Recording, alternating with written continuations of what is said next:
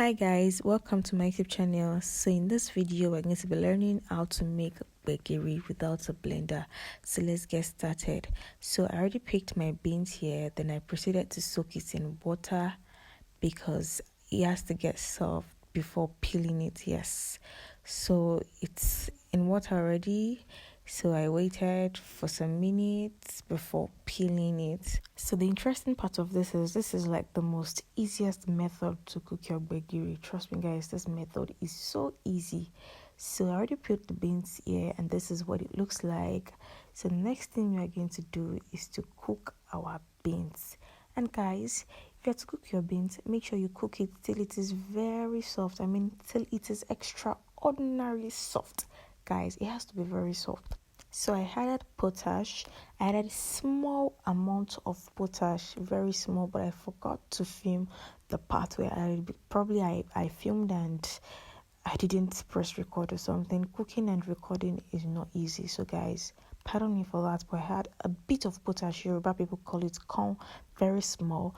So the beans is cooking here, and I told you earlier it has to be very soft. This is it, as you can see, very soft.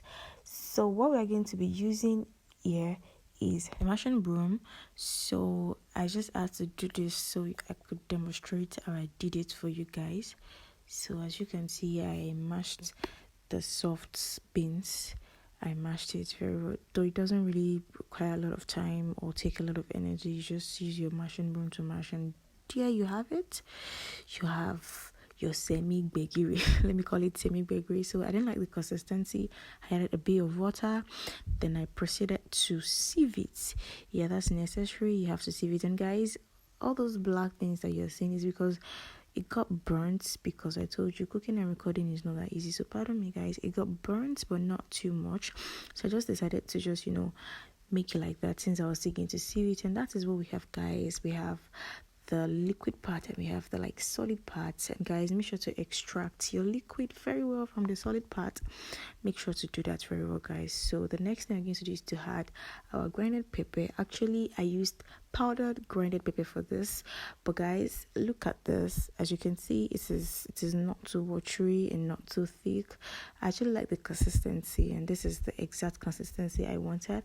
So I added my grinded pepper powdered, in powdered form.